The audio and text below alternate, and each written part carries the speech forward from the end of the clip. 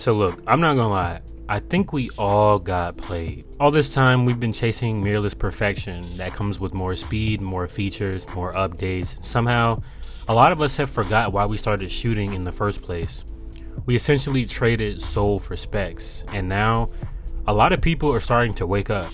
Quietly, but slowly, and it really is happening. DSLRs, or the quote-unquote dead tech, the old school heavy clunky bricks that everyone trashed for being outdated, they're coming back, and I'm really not even surprised, and I'm gonna explain all that in this video today, and I know it's gonna piss a lot of people off, but let's get straight into it. Welcome back, and today we're discussing the return of DSLR cameras. So first and foremost, let's get something straight. I'm not some DSLR purist who's stuck in the past. I have a mirrorless setup and I've shot on Sony, Canon R series. I've done the whole mirrorless is the future dance multiple times. And yeah, mirrorless is sick. Like, they're pretty cool. The specs are wild, autofocus is insane, in-body image stabilization pretty much feels like witchcraft. You could sneeze and pretty much get a tack sharp photo at 1/10 of a second. But something weird has been going on recently. So I picked up my old dusty Nikon D850 and the Canon 5D Mark III again just for fun, just to mess around. And the thing that hit me in the chest is no eye tracking, no live histogram, no flip screen, and still the experience was so much more satisfying. So the real question is, why? But before we explain that question or answer that question, I have a question for you. So which camera setup do you currently use? Are you a mirrorless, or are you a DSLR, or maybe even film?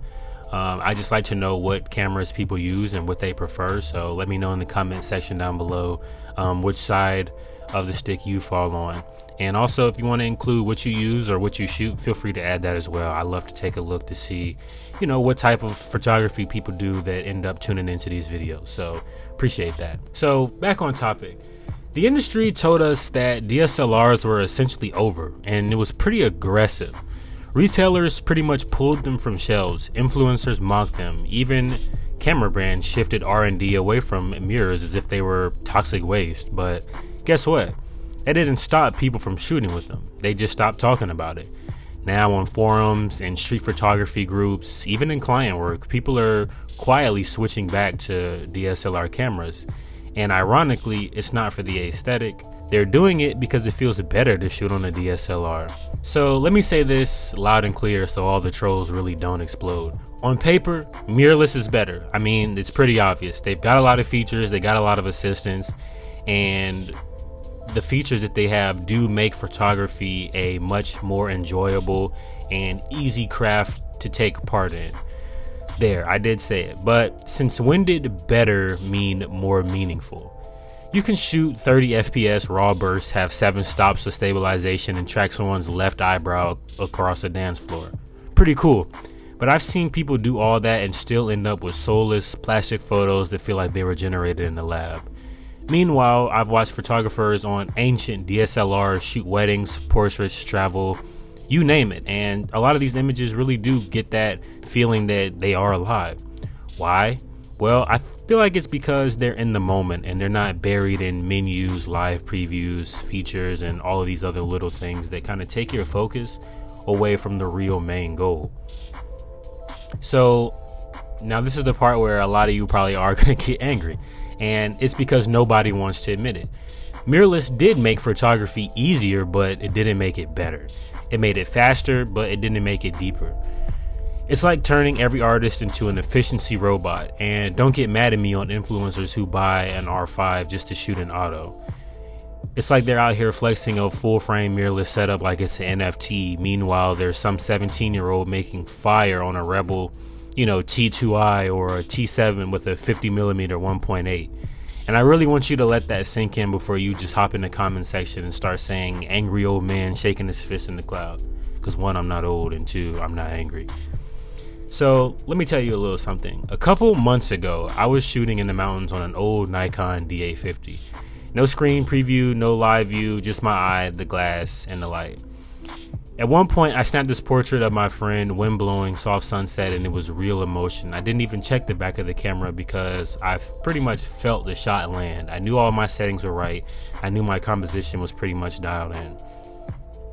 So later when I uploaded the photos, it was pretty much perfect. Not just in focus, but well exposed. It felt like a memory and not just a digital file. It was pretty much a moment of time just taken away from that experience and frozen forever. I just feel like mirrorless, and well, the opinions of a lot of people as well who've been doing this same switch, is mirrorless makes you think a little more like a machine, and DSLR makes you feel more like a human, because that factor of error is still looming around you, and it's okay if everything isn't perfect, and it's okay if you don't have help. That's what makes your photos and your experience unique to who you are as a person. So it isn't really about DSLR or mirrorless. It's about how we've allowed tech to separate us from our instincts. So I'm not just saying all mirrorless cameras suck and you should never use one. I'm saying that we've become so addicted to optimization, instant previews, AI tracking, post-processing power that we've forgotten how powerful it is to just trust your eye, trust your skills.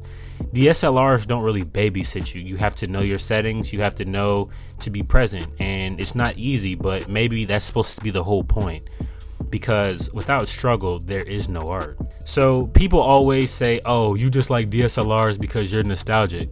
Like, bro, I'm 24. I was in high school when the 5D Mark III dropped. It's not nostalgia, it's texture. It's more so like connection. It's just the authentic feel of, a camera. The weight in your hands, the fact that it doesn't try to do everything for you. You don't fall in love with tools, you fall in love with what they help you make. And DSLRs, they stay out of the way, ironically, by being more in the way. And I feel like that's what makes the experience so authentic and so legitimate. So you know how many people I've met this year who are burned out on photography, not because they don't love it, but because mirrorless turned it into a never-ending checklist. They're upgrading gear more than ever. They're upgrading their vision. Every year, a new camera promises to make them better, but none of it really matters if you're dead inside when you end up taking your camera out to go and shoot. DSLRs, for all their flaws, slow you down just enough to make you really notice again and really lock in with your process. So yeah, I mean, maybe mirrorless may be the future, but sometimes the future feels a little sterile, if you know what I mean. DSLRs, they're imperfect, limited, and really stubborn, pretty similar to how humans are. And maybe in a world obsessed with clean, optimized, tech-driven creation, it's the messy stuff that really means something. And that's why I feel like DSLRs are making a comeback. This is why many YouTubers and other photographers from all different types of niches are coming together and picking up their old DSLRs. Not because they're better, but because we're finally realizing we don't want perfect. We want real and authentic to our experience. If you've ever switched back to a DSLR or considered it, drop it in the comments down below. I want to know what pulled you back or what's, making you feel like you might be more interested in making a comeback. And if you're still team mirrorless, I'm down to hear why. Don't just come at me with a spec sheet worship unless you're actually using all that. Like, respectfully, do you even use 20 FPS RAW, or do you just flex it when you see photography content on the internet? But anyways, I'm going to go ahead and wrap this up. So, of course, smash the like button if this video was interesting or if you learned anything. And if you're into photography or anything like that, subscribe to this channel. I have a lot of good stuff photography-wise that will be coming out, and that already is on my channel. So have a look. And, of course, I appreciate you for watching. This helps me out a ton. Thanks for everything, and I'll catch you all in the next one. Peace. And also, this video is just rage bait, so don't get angry.